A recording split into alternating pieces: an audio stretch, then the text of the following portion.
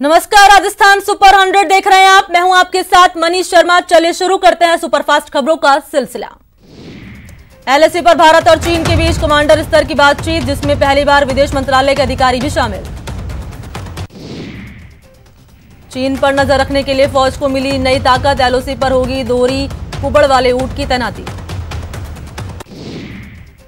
BJP ने राज्यसभा सांसदों के लिए 3 लाइन का व्हिप जारी किया। बीजेपी ने अपने सांसदों से कहा कि वो आज सदन में मौजूद रहें और सरकार के कदम का समर्थन करें। सरकार राज्यसभा में कृषि संबंधी तीसरा बिल पेश कर सकती है। ये विधेयक पहले सोमवार को ही पेश किया जाना था, लेकिन विपक्षी सांसदों के निलंबन के बाद से संसद में हंगामा जारी रहा, जिसके चलते सदन को कार्यवाही के बीच में 4 बार स्थगित करना पड़ा। कृषि बिल के विरोध के बीच केंद्र सरकार ने रबी फसलों पर एमएसपी की बढ़ोतरी को मंजूरी दे दी। कृषि मंत्री नरेंद्र सिंह तोमर ने लोकसभा में इसका ऐलान किया। गेहूं की एमएसपी में 50 रुपए की बढ़ोतरी की गई, तो चना की एमएसपी में 225 रुपए की बढ़ोतरी हुई है। वहीं संसद में कृषि बिल के विरोध में के बाद अब विपक्ष ने राष्ट्रपति से मिलने का वक्त मांगा। विपक्ष राष्ट्रपति से दोनों कृषि बिल पर हस्ताक्षर न करने की अपील की है। कांग्रेस समेत विपक्षी दल कृषि बिल को लेकर विरोध जता रहे हैं। कृषि बिल को लेकर पीएम ने देश को भरोसा दिया कि नई व्यवस्था में मंडियां बंद नहीं होंगी और न ही किसानों के लिए एमएसपी की व्यवस्था खत्म होगी। पीएम ने कहा कि फसलों की खरीद, सरकारी खरीद की व्यवस्था आगे भी जारी रहेगी। केंद्र सरकार की ओर से पास किए गए कृषि विधेयक का प्रदेश में कांग्रेस की ओर से विरोध किया जा रहा है। इस मामले पर बीजेपी के प्रदेश महामंत्री और रामगंज मंडी के विधायक मदन दिलावर ने कांग्रेस के विरोध को गलत करार दिया है। कृषि बिल के खिलाफ कांग्रेस ने मोर्चा खोल दिया। इसके खिलाफ कांग्रेस देश भर में कई चरणों में आंदोलन करेगी। इस आंदोलन को लेकर एआईसीसी ने प्रदेश इकाइयों को टास्क दिया है। 24 सितंबर को राजस्थान कांग्रेस के प्रदेश प्रभारी अजय माकन पीसीसी में प्रेस कॉन्फ्रेंस करेंगे। 28 सितंबर को कांग्रेस पीसीसी से राजभवन तक पैदल मार्च निकालेगी और बिल को लेकर राज्यपाल को ज्ञापन सौंपेगी। 2 अक्टूबर यानी गांधी जयंती को कांग्रेस किसान मजदूर दिवस के रूप में मनाएगी। 10 अक्टूबर को कांग्रेस किसानों का बड़ा सम्मेलन मनाएगी और इसमें सरकार की दमनकारी नीति को किसानों को बताया जाएगा। 2 अक्टूबर से 31 अक्टूबर तक कांग्रेस हर गांव जाकर किसान विरोधी इस काले कानून के खिलाफ 2 करोड़ दस्तखत एकत्र करेगी और 14 नवंबर को राष्ट्रपति को सौंपकर कानून को निरस्त करने की मांग करेगी। राज्यसभा में पश्चिमी राजस्थान के जल संकट का मुद्दा गूंजा। बीजेपी के राष्ट्रीय उपाध्यक्ष ओम माथुर ने जवाई पुनर्भरण का मुद्दा उठाया। सांसद हनुमान बेनीवाल ने नागौर में होने वाली सेना भर्ती का मामला संसद में उठाया। सांसद ने सेना भर्ती को नागौर में ही यथावत रखने की मांग उठाई। आपको बता दें कि हाल ही में सेना भर्ती को जयपुर ZRO से जोधपुर ARO शिफ्ट कर दिया गया था।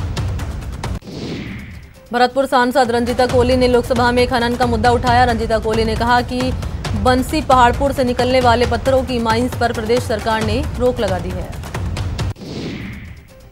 बीती रात रेजिडेंट डॉक्टर्स की सरकार के साथ बातचीत बेनतीजा रही। रेजिडेंट डॉक्टर्स आज सुबह 8 से 10 बजे तक 2 घंटे कार्य बहिष्कार करेंगे। Jaipur association of resident doctors की सोमवार की देर रात जनरल बॉडी मीटिंग में ये फैसला किया गया। जेएआरडी के अध्यक्ष डॉक्टर अशोक बिश्नोई ने बताया कि राज्य सरकार से रेजिडेंट डॉक्टर्स मूलभूत सुविधाओं की मांग कर रहे हैं। इसके बावजूद सरकार की ओर से अब तक कोई भी लिखित कार्रवाई नहीं की गई है। यदि सरकार फिर भी कोई ध्यान नहीं देती तो रेजिडेंट डॉक्टर्स को आंदोलन और तेज करना होगा। लक्ष्मी विलास पैलेस होटल मामले की सुनवाई आज राजस्थान हाईकोर्ट में हो सकती है। इस मामले में सीबीआई कोर्ट ने पूर्व केंद्रीय मंत्री अरुण शौरी को भी आरोपी बनाए जाने के आदेश जारी किए। शौरी और अन्य आरोपियों पर साल 2002 में होटल को औने पौने दाम में बेचने का आरोप है। सीबीआई के विशेष कोर्ट जोधपुर के जज पूरण कुमार शर्मा ने प्रसंज्ञान लेते हुए पूर्व केंद्रीय मंत्री अरुण शौरी, पूर्व IAS अफसर प्रदीप बैजल और भारत होटल्स लिमिटेड की प्रबंधक निदेशक श्रीमती ज्योत्सना शूरी समेत 5 जनों के खिलाफ मुकदमा दर्ज करने के आदेश दिए थे। भारत होटल्स लिमिटेड की प्रबंध निदेशक ज्योत्सना शूरी ने सीबीआई के इस आदेश को अनुचित बताते हुए हाईकोर्ट में चुनौती दी। शूरी की तरफ से हाईकोर्ट में पूर्व केंद्रीय विधि राज्य मंत्री और सांसद पीपी चौधरी बतौर वरिष्ठ अधिवक्ता पैरवी करेंगे। हिरण शिकार केस में फिल्म अभिनेता सलमान खान को 28 सितंबर को जोधपुर के ग्रामीण जिला एवं सत्र न्यायालय में पेश होने और जमानत मुचलके पेश करने का आदेश कोरोना गाइडलाइन के चलते आगे चला गया है। पिछले 21 सालों से अभिनेता सलमान खान के खिलाफ चल रहे काले हिरण शिकार मामले में गत 14 सितंबर को उस समय नया मोड़ आ गया था, जब मामले की सुनवाई कर रहे जोधपुर जिला न्यायालय के जज ने सलमान खान को इसी महीने की 28 तारीख को कोर्ट में उपस्थित रहने के आदेश दिए थे। सीएम अशोक गहलोत ने कहा कि जनप्रतिनिधियों के सुझाव और स्थानीय जरूरतों को देखते हुए ग्राम पंचायतों ने ग्रामीण विकास पथ, मिसिंग लिंक, सड़क नवीनीकरण और मरम्मत के कार्य कराए जाए। सीएम गहलोत ने सोमवार को सीएमआर से वीडियो कॉन्फ्रेंसिंग के जरिए ये निर्देश जारी किए थे। उन्होंने कहा कि अच्छी और गुणवत्तापूर्ण सड़कें बने, ये राज्य सरकार की प्राथमिकता में है। सीएम ने अधिकारियों को निर्देश दिए कि सड़कों के निर्माण में क्वालिटी कंट्रोल से किसी तरह का समझौता नहीं किया जाए। गहलोत ने कहा कि कुछ सड़कों की काफ़ी लंबे समय तक मरम्मत नहीं पड़ती है और कुछ सड़कें जल्दी खराब हो जाती है। ऐसे में गुणवत्ता बनाए रखने की जिम्मेदारी ठेकेदार की होनी चाहिए। गहलोत ने बजट घोषणाओं पर प्राथमिकता से कार्य करने के निर्देश दिए। बैठक में विभाग के अतिरिक्त मुख्य सचिव वीनू गुप्ता ने वर्तमान में चल रहे सड़क निर्माण और मरम्मत कार्यों के बारे में विस्तृत प्रस्तुतिकरण दिया। मनरेगा में 90 दिन काम पूरा करने वाले मजदूरों को निर्माण श्रमिक कार्ड दिए जाएंगे। निर्माण श्रमिक कार्ड मिलने के बाद मनरेगा मजदूरों को भी भवन और अन्य सनिर्माण श्रमिकों की तरह सुविधाएं मिल सकेगी। ग्रामीण विकास विभाग की समीक्षा बैठक के दौरान सीएम अशोक गहलोत ने यह फैसला किया। इस फैसले से करीब 40 लाख मनरेगा मजदूरों को इसका फायदा मिलेगा। हालांकि लाभार्थियों की संख्या 90 दिन का काम करने पर निर्भर करेगी। सीएम गहलोत ने ग्रामीण विकास विभाग के अधिकारियों से कहा कि राजस्थान में आधिकारिक मनरेगा श्रमिकों को उनकी मांग के अनुसार काम उपलब्ध कराया जाए। किसी भी मनरेगा श्रमिक को काम देने और मजदूरी का भुगतान करने में देर नहीं होनी चाहिए। सीएम गहलोत ने कहा कि विधायक स्थानीय क्षेत्र विकास योजना के तहत उपलब्ध विधायक कोष के लिए ऐसे दिशा निर्देश जारी किए जाएं कि विधायकों द्वारा प्रस्तावित कामों के लिए जल्द स्वीकृतियां जारी की जा सके। लंबे समय से पद बढ़ाने की मांग कर रहे कनिष्ठ सहायक भर्ती 2018 के नियुक्त से वंचित अभ्यर्थियों की आखिरकार मांग पूरी कर दी गई है। सीएम अशोक गहलोत ने कनिष्ठ सहायक भर्ती 2018 में 603 अतिरिक्त पदों के सृजन को मंजूरी दे दी है। संशोधित अर्थना के चलते नियुक्ति से वंचित हो रहे अभ्यर्थियों को इससे राहत मिलेगी और उन्हें विज्ञापित पदों के अनुरूप नियुक्ति के अवसर मिल पाएंगे। गौरतलब है कि इस भर्ती के संशोधित अर्थना में विज्ञापित पदों में, जबकि राजस्थान कर्मचारी चयन बोर्ड ने विज्ञापित पदों के मुताबिक परिणाम जारी कर अभ्यर्थियों के आवेदन पत्रों का सत्यापन भी करा लिया था। पिछले दिनों कार्मिक विभाग की बैठक में मुख्यमंत्री के संज्ञान में ये मामला आया। इस पर सीएम ने निर्देश दिए थे कि पदों में कमी के चलते चयन से वंचित इन वर्गों के पात्र अभ्यर्थियों को चयनित कर नियुक्ति दी जाए। इसी क्रम में इन 603 अतिरिक्त पदों के सृजन को मंजूरी दी गई है।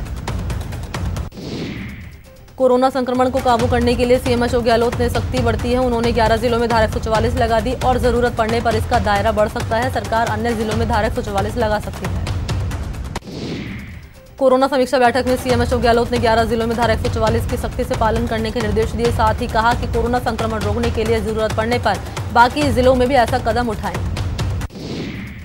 सीएम ने प्रदेश में कोरोना संक्रमण की स्थिति को देखते हुए ऑक्सीजन युक्त आईसीयू और वेंटिलेटर्स युक्त बेड की संख्या बढ़ाने के निर्देश दिए। सीएम ने कहा कि जोधपुर, कोटा, बीकानेर, उदयपुर, अजमेर संभागीय मुख्यालयों पर पूरे संभाग से लोग उपचार के लिए आते हैं।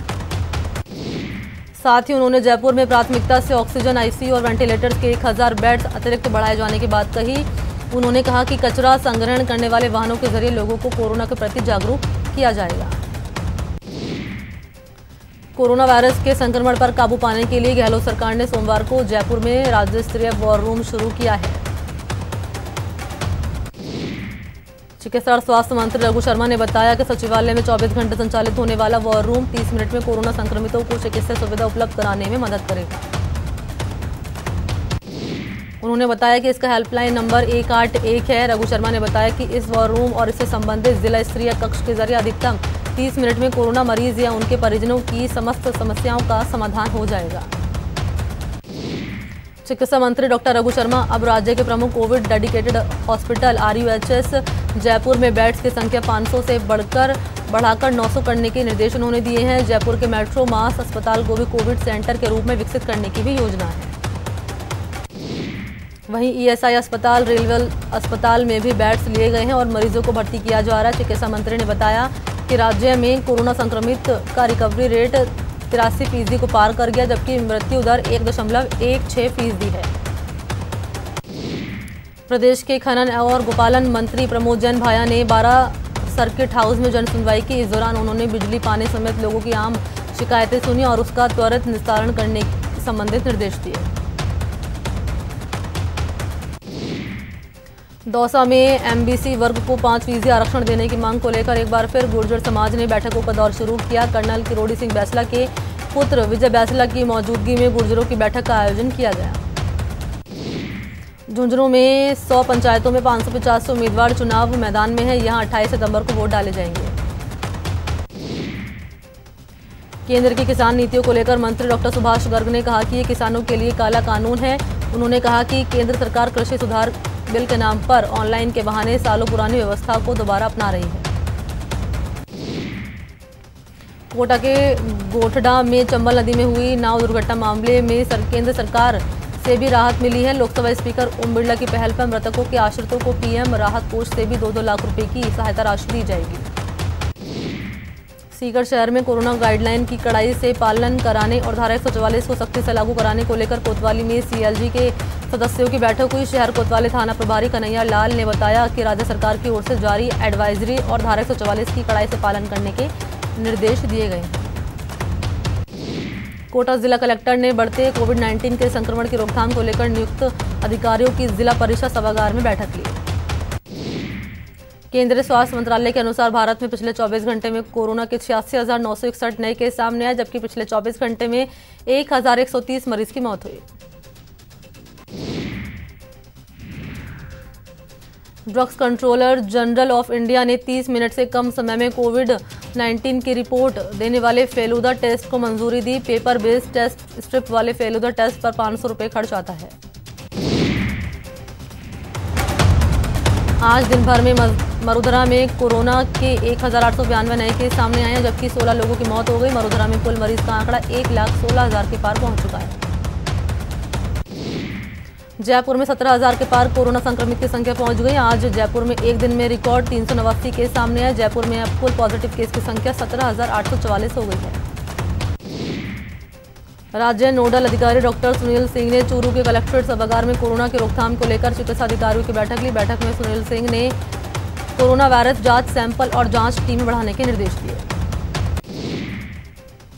कोटा में भी होम आइसोलेटेड के 4 मरीजों की तबीयत बिगड़ गई है। चिकित्सा विभाग की टीमों ने मुस्तैदी दिखाते हुए चारों को नए अस्पताल में भर्ती करवा दिया है। कोटा में आज भी 2 लोगों के प्लाज्मा डोनेशन करने के साथ आंकड़ा 164 तक पहुंच चुका। कोरोना से रिकवर होने वाले टीकमचंद और बैंक कर्मी राजेश कुमार ने एमबीएस के ब्लड बैंक में पहुंचकर प्लाज्मा डोनेट किया। सीकर में जहां कोरोना का संक्रमण लगातार फैलता जा रहा है, वहीं यहां के युवा प्लाज्मा डोनेट करने में भी अपनी अग्रणी भूमिका निभा रहे हैं। कोटा में कोरोना पॉजिटिव मरीज का आंकड़ा लगातार बढ़ रहा है। 70 मरीज की जांच रिपोर्ट कोरोना पॉजिटिव आई है। सीएमएचओ डॉक्टर भूपेंद्र सिंह ने 70 मरीजों के पॉजिटिव होने की पुष्टि की। तो यहां रुकते हैं ब्रेक के लिए, जल्द हाजिर होते हैं। ब्रेक के बाद आपका स्वागत है। चलिए खबरों के सिलसिले को आगे बढ़ाते हैं। जयपुर के फागी इलाके में बेखौफ बजरी माफिया ने एएसआई पर जानलेवा हमला कर दिया। हमले में एएसआई गंभीर रूप से घायल हो गया। जानकारी के मुताबिक एएसआई अवैध रूप से बजरी का परिवहन कर ट्रैक्टर का पीछा कर रहे थे। वहीं भरतपुर के कामा में अवैध खनन माफिया के विवाद के बाद एक युवक पर ट्रैक्टर की ट्रॉली चढ़ा दी, जिसमें युवक गंभीर रूप से घायल हो गया। कोटा की कुन्हाड़ी थाना पुलिस ने कार्रवाई करते हुए 4 सटोरी को गिरफ्तार किया। आरोपियों के कब्जे से 16,000 रुपये 16,800 की सट्टा राशि बरामद की गई है। श्री गंगानगर पुलिस ने 60 ग्राम हेरोइन के साथ एक युवक को गिरफ्तार किया। बरामद हेरोइन की बाजार में कीमत 3 लाख रुपए बताई जा रही है। कोटा में बदमाशों ने करवाड़ गांव के एक मकान से 30 लाख की लूट कर फरार हो गए। घटना के बाद बदमाशों ने गांव के लोगों पर भी फायरिंग की। कोटा में नाकेबंदी के दौरान होमगार्ड को टक्कर मारने वाले बाइक सवार को पुलिस ने गिरफ्तार कर लिया। पुलिस ने आरोपी के कब्जे से बाइक भी बरामद कर ली। झुंझुनू के मुकुंदगढ़ में चोरों ने एक सोने मकान से लाखों के जेवरात और नकदी लेकर फरार हो गया। पाली के किरवा में हुए एक सड़क हादसे में 2 बच्चे समेत 4 लोगों की मौत हो गई, जबकि 5 से ज्यादा लोग घायल हो गए। ये सभी टाटा 407 से जा रहे थे, जो हाईवे पर चल रहे निर्माण कार्य की वजह से पलट गए।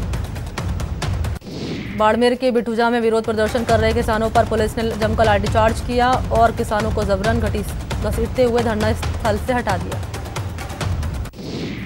केंद्र की किसान नीतियों के विरोध में प्रदेश की करीब 247 मंडियां पूरी तरह से बंद रही। बंद के आह्वान के चलते किसान अपनी फसल लेकर मंडियों में नहीं पहुंचे।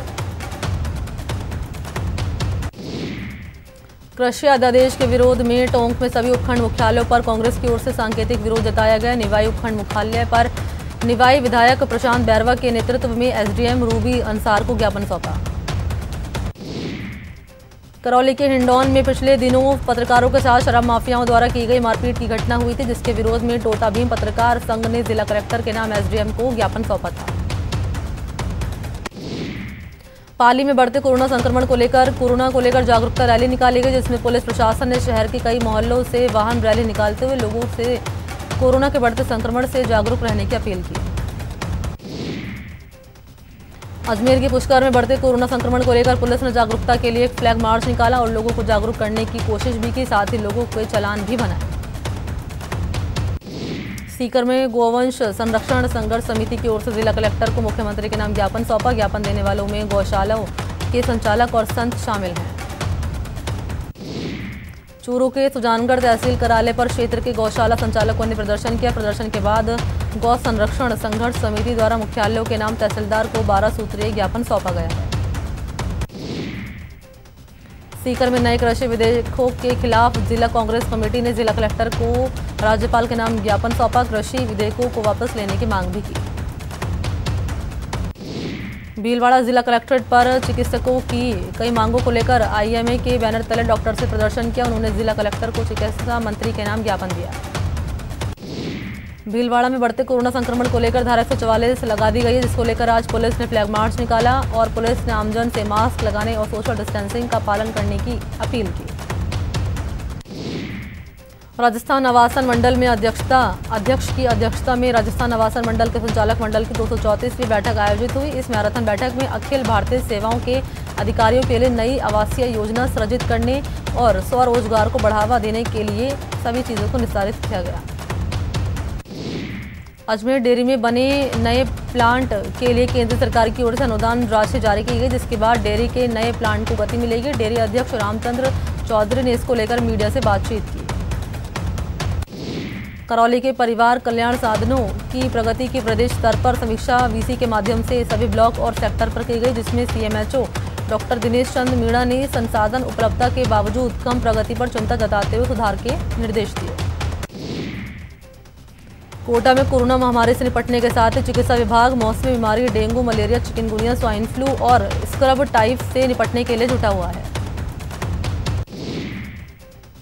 डॉक्टर सर्वपल्ली राधाकृष्णन आयुर्वेद विश्वविद्यालय जोधपुर में नीट काउंसलिंग बोर्ड की मीटिंग हुई, जिसमें NEET counselling board chairman doctor Rajesh Bhardwaj ने बताया कि इस बैठक में 95% सदस्यों ने उपस्थिति दी है। कोटा यूनिवर्सिटी की ओर से MA, MCom, MSc final year की परीक्षाएं शुरू हो गई, जो कि अक्टूबर के अंत तक चलेंगी। कोविड-19 को लेकर परीक्षाएं देरी से हो रही हैं। उदयपुर के मोहनलाल सुखाड़िया विश्वविद्यालय में कुलपति प्रोफेसर अमेरिका सिंह और लॉ कॉलेज के डीन डॉक्टर आनंद पालीवाल के बीच शुरू हुए विवाद से विश्वविद्यालय का माहौल गर्मा गया है। दोनों ओर से एक दूसरे पर कई तरह के आरोप लगाए गए हैं।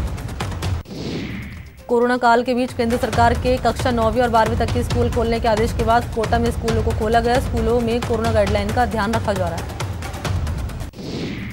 जयपुर के महात्मा गांधी मेडिकल कॉलेज के सालाना कार्यक्रम के तहत ऑनलाइन सांस्कृतिक संध्या का आयोजन किया गया। स्वर्गवासी रामजी लाल स्वर्णकार की पुण्यतिथि पर यह कार्यक्रम आयोजित किया गया।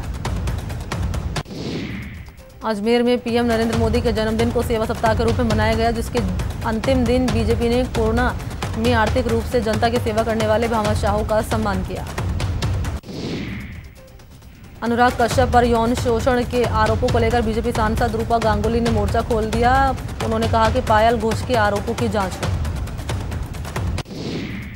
पायल घोष ने एक बार फिर अनुराग कश्यप पर निशाना साधा। उन्होंने कहा कि दोनों पत्नियां भाग गई, समझिए वो कितने अच्छे इंसान थे।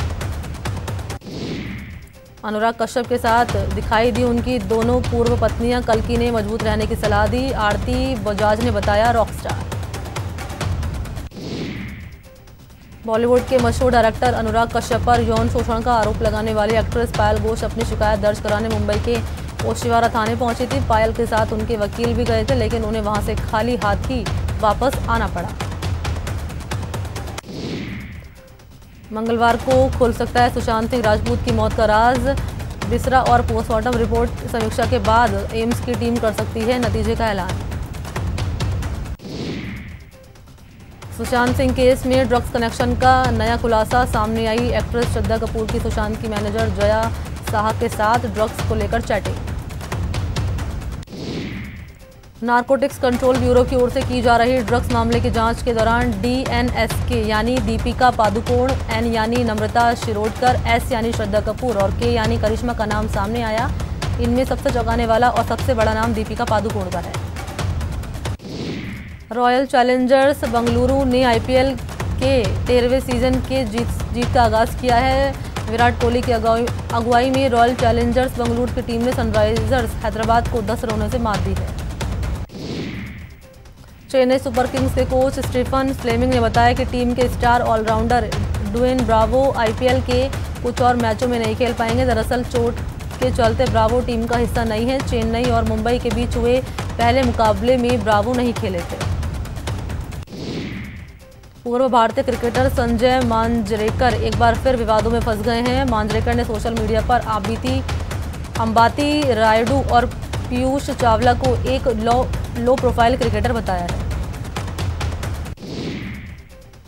पूर्व भारतीय कप्तान सुनील गावस्कर ने कहा कि KL राहुल के पास बेहतरीन मौका अपने आप को साबित करने का है। अगर राहुल रन बनाने के साथ साथ कप्तानी बेहतरीन ढंग से करते हैं तो भारतीय टीम के उपकप्तान बन सकते हैं। ब्राजील के पूर्व फुटबॉलर रोनाल्डिन्हो की माने तो अर्जेंटीना के स्टार प्लेयर लियोनेल मेसी इतिहास के सर्वकालिक महान फुटबॉलर नहीं है। उनकी नज़र में अर्जेंटीना के माराडोना, पेले और रोनाल्डो कई ज़्यादा बेहतर खिलाड़ी थे।